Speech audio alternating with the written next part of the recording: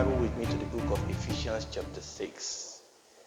And it just occurred to me that I've not been able to get out of the book of Ephesians chapter 6.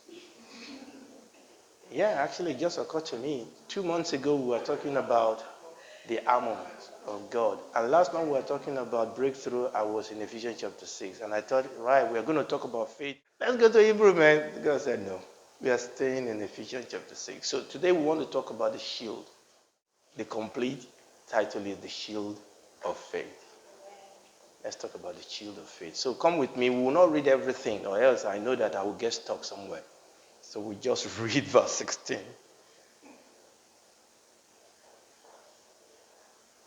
Ephesians chapter 6, verse 16. Above all, take. Above all what? Taking. Above all, taking. We could actually sit down there with above all, taking. Above all, taking the shield of faith, wherewith you shall be able to quench all the fiery darts of the wicked one. If you remember, we talk about the fiery darts of the wicked, the burning arrow of the wicked. But we are not talking about the wicked today. We are talking about us. I mean, obviously, you know this month, as we've started in our Sunday school, this month we are talking about faith. And in this chapter of Ephesians chapter 6, Paul has used this picture for us of the armory of a Roman soldier. And he's used that to talk to us about God's provision for our warfare.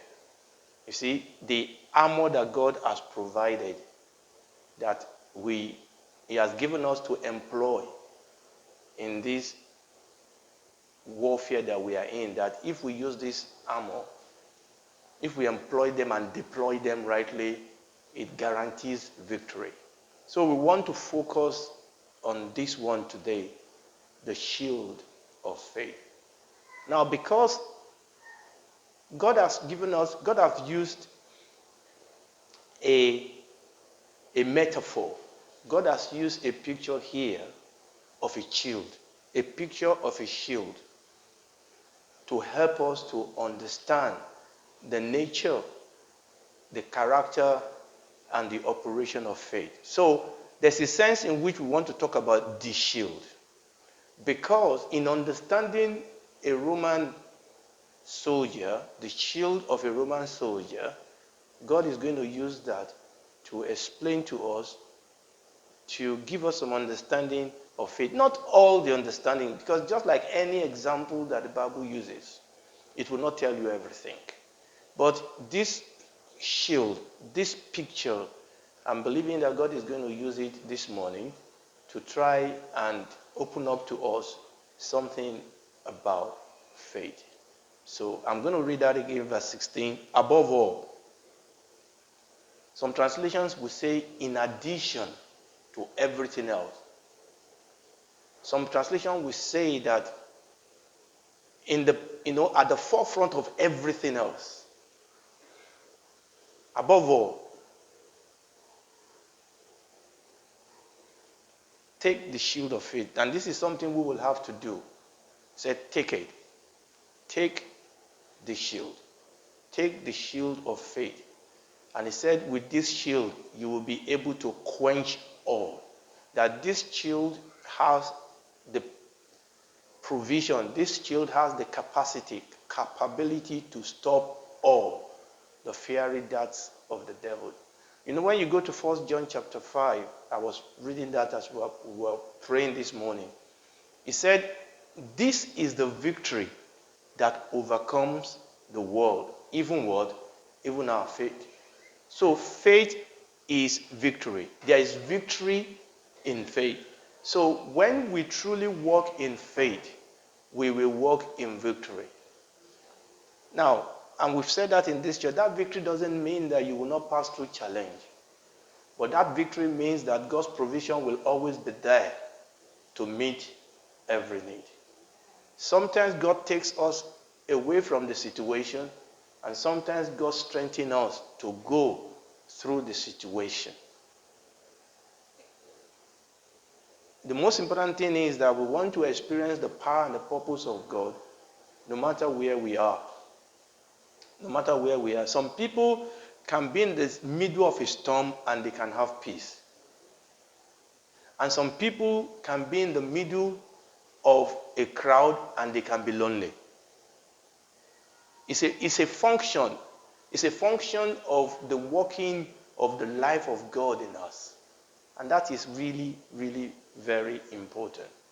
So he said that when we take this shield, and the taking there, when he said take the shield of faith, he's not talking about a careless type of taking. There is a way a soldier will take what? The armor. Do you see the people that throw javelin? Okay, when you watch Olympic or whatever they do, athletics and things like that, there's a way you throw the javelin for it to be what? Effective. Okay? And you see the way they run sometimes and they swing it. There is a way you take the shield for it to function properly. So when you say take, it's a taking with a purpose. It's a strategic taking, and that was the title I give to my series of teaching I did last month, and I'm releasing that on my channel. It's a strategic taking. It's not a careless taking. And this is why, and this is one of the things I've realized oftentimes, that we need to be strategic in our knowledge of the Bible. Okay? Oftentimes people are too blurred. Okay? We're too blurred in the way we talk about God and talk about, provision. We need to be clear. We need to be purposeful. We need to be precise. We need to be strategic when we talk about this thing. So he said, take. And you understand that if you enroll, obviously in those days they didn't have guns and machine guns. In those days when you enroll in the army, they teach you how to use weapons. Okay? The Bible talks about the mighty men of valor of David. The Bible says they know how to handle sword and how to take the shield. So there's a way. So like I said, it's not just taking anyhow. The Bible says that strong meat belongs to those who by reason of use have their senses exercised. There's a way we take the sword of the Spirit. There's a way we take the shield of faith. There's a way we stand. There's a way an army stands. There's a way a soldier lives. The Bible says, Paul was encouraging Timothy. He said, a soldier will not entangle himself or herself with the affairs of this world. So there's a way we live, there's a way we move. So he said, take the shield of faith. So let's talk about the shield. I want to give you some information very, very quickly about the Roman shield. And I want to believe that as we do that, God will use this to reveal one or two things to us about the shield. But there's something I want to say first about the shield. Even though we call it the shield of faith, do you know that God is called our shield? Let's read a couple of those places first. There's a psalm I love so much, Psalm 84. Come with me to Psalm 84, verse 11. I just love that psalm. Psalm 84, verse 11. God gave me a song on this verse many, many years ago. And I still, recently I was trying to remember that song. I still can't. And I believe it will come to my mind. Let's read it together. Psalm 84, verse 11. Want to go. For the Lord...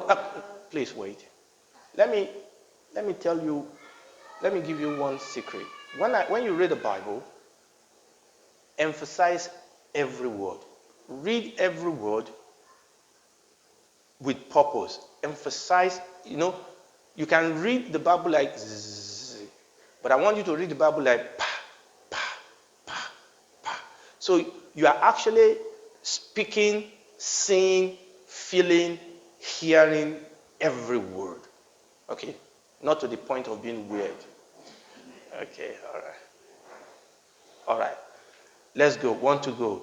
For the Lord God is a sun and shield. For the Lord God is a sun and shield. For the Lord will give grace and glory. No good thing will he withhold from them that walk uprightly. But what I want you to see there is, he said the Lord God, Jehovah God. Because that Lord there is capitalized. So that is the covenant name, your covenant God. One of the relationship, one of the disposition of God towards you is that God is your shield. So when we understand what we're talking about as shield here, you understand God's relationship to you. This is God's covenant, God's agreement to you. I am your shield. I am your son. I am your shield. And this is what David was saying. God is my shield. Do I know God as a shield? Okay, obviously we know the Lord is my shepherd. But do I come to know God? That God is my shield. Let's still read one more. 7:10, please. Psalm 7, verse 10. I hope that is the right one. Let's check. Okay, you're in that. It says, my what? Defense is of God, which saveth the upright. My defense is of God, which saveth the upright. And that is beginning to tell you something about what? The shield. My defense is of God. Come with me to chapter 18. I'm just establishing all these facts. Chapter 18, I want to read verse 30.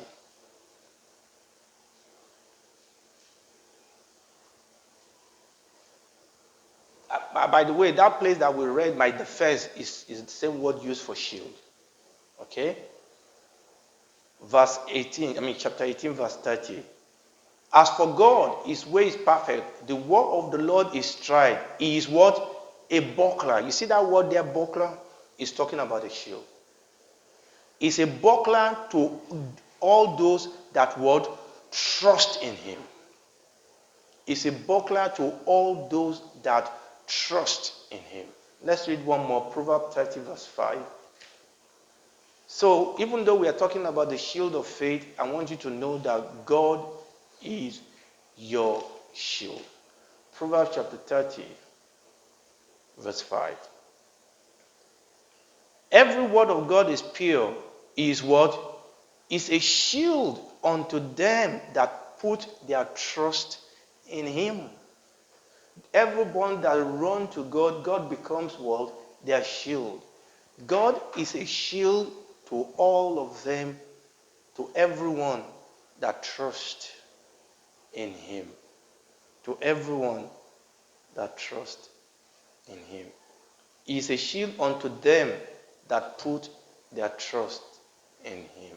Okay, so we could sit down there and look at that a little bit more, but I just want to establish, number one, we are talking about the shield of faith. So when we're talking about shield, the shield tells us something about faith, but the shield tells us something about God. Because faith is not about faith. Faith is about God. And that was what we were discussing in the Sunday school today. Faith is not about having faith in my faith. Faith is about the God in whom I trust. The value and the glory and the power and the effectiveness of any kind of faith is the content and the subject of that faith. If you, for example, if somebody comes to me and says, Pastor Fenoyo, I have faith in you. I have faith in you that you will buy me a plane. I'm not going to buy you a plane. Okay? I cannot buy you a plane, even if I want to buy you one. Okay? But there are some people that you ask them something, and it's an insult to them because what you are asking is too small. Why are you asking for that? I'm just trying to remember one of the king of Judah when Elijah said strike, and he struck only a few times. He said, what's your problem? You should have struck more. That some people say, is that ask anything? Can I have? Can I have? so, so, so when we talk about faith, faith has a content and faith has a subject. Our faith is only as powerful as the God in which that faith is focused.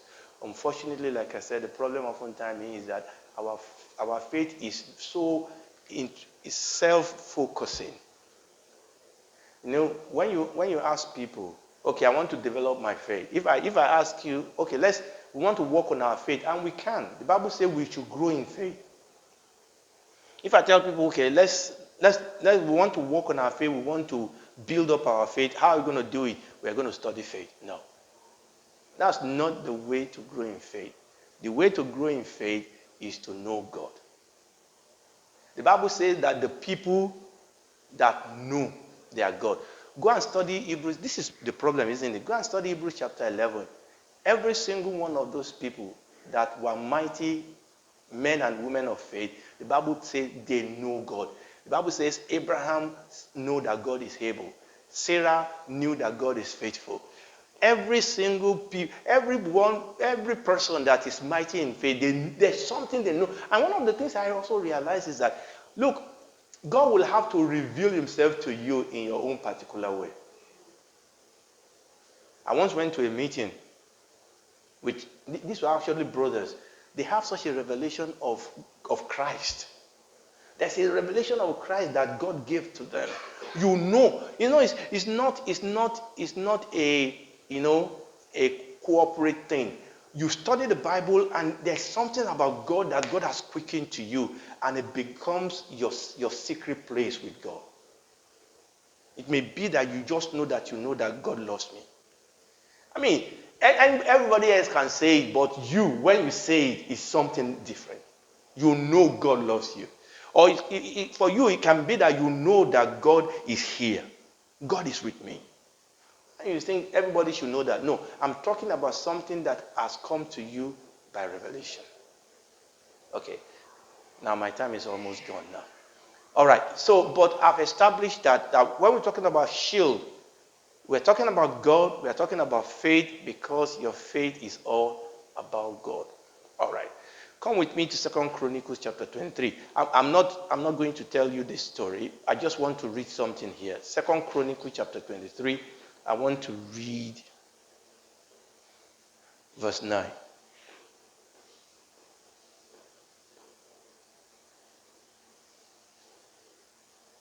Now, don't worry about the story. We are not interested in the story. There's just something there that I want to talk to you about.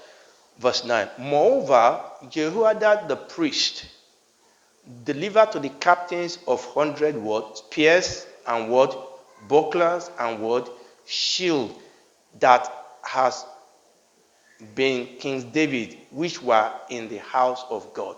Remember what I said about buckler being a shield? It said buckler and shield. Now, when you read different translations, it talk about shield both small and large. Okay? Now, I'm going to go back to Ephesians chapter 6, and I'm going to use the same 5-10 minutes to try and wrap that up. Now, the Roman army, shield in those days, there are different kind and different size of shield in those days. Okay? Now, the shield that we are talking about here is a particular type of shield. And I really want you to follow me here, because this is really, really very important.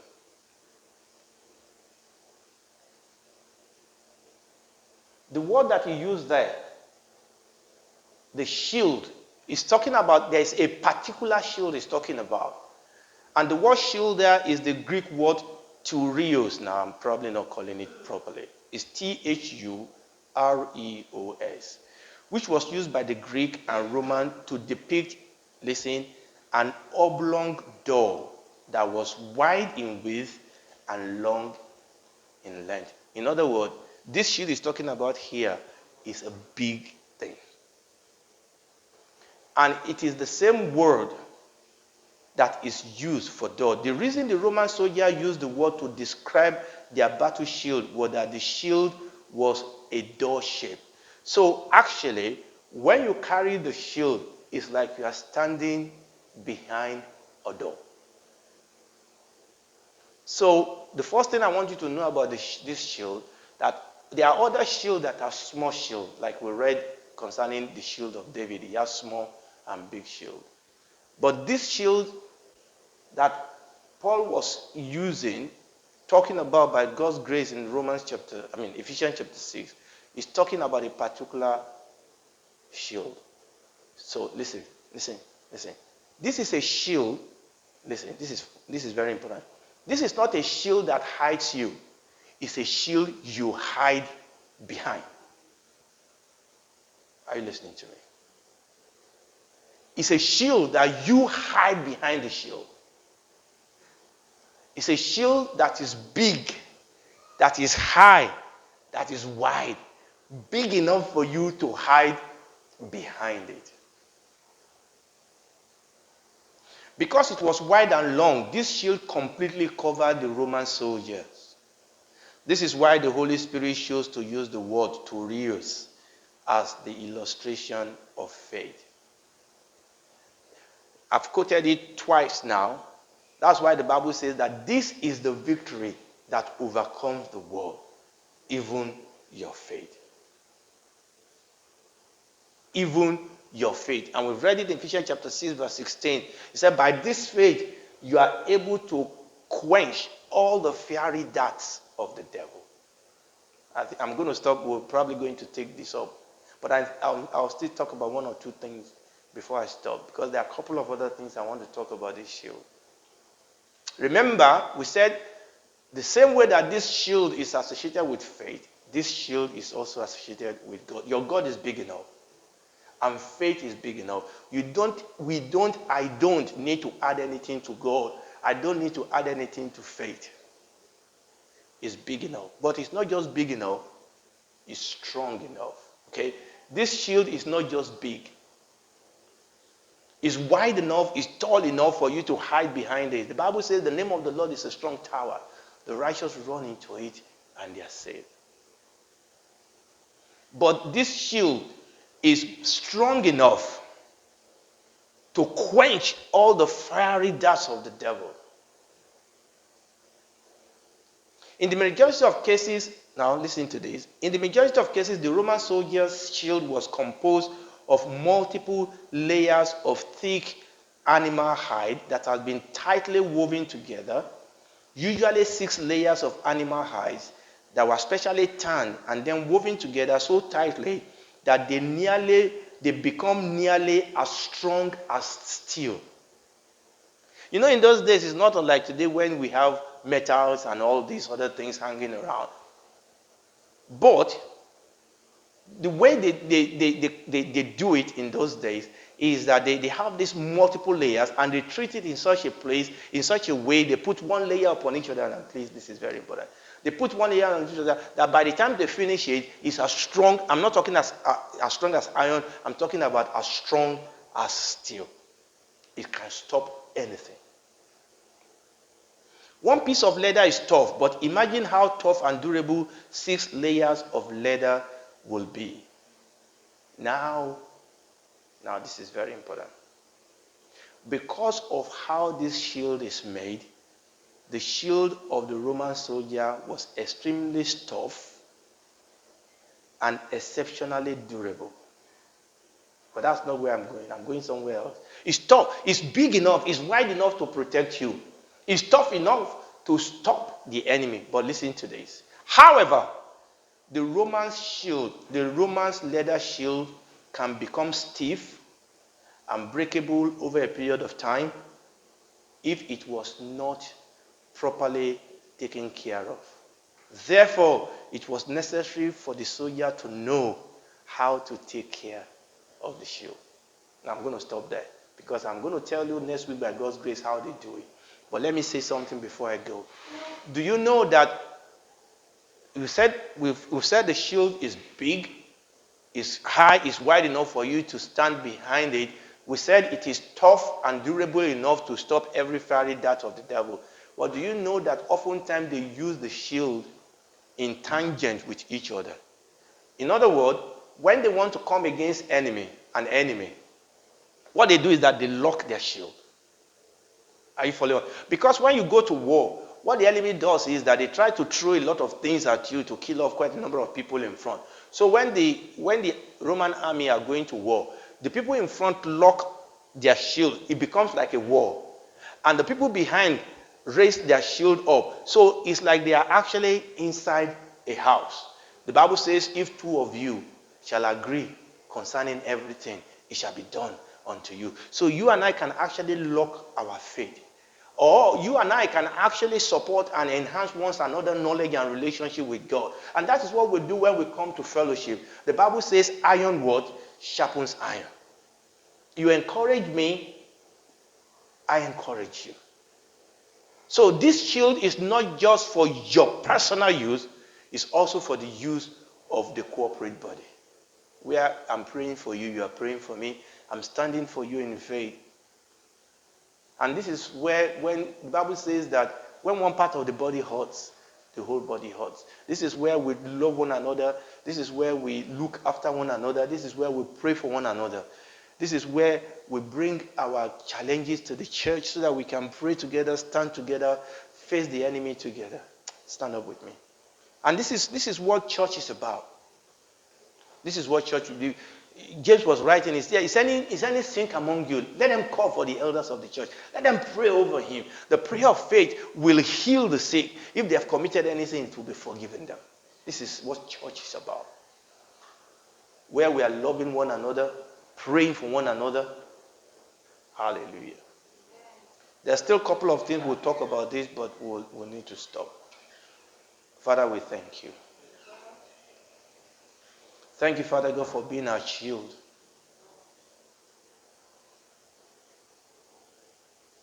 Thank you, Father God, because you are enough. You are strong enough. More than enough, actually, Lord. More than enough. And Father God, we pray that you will teach us to take and how to take this shield.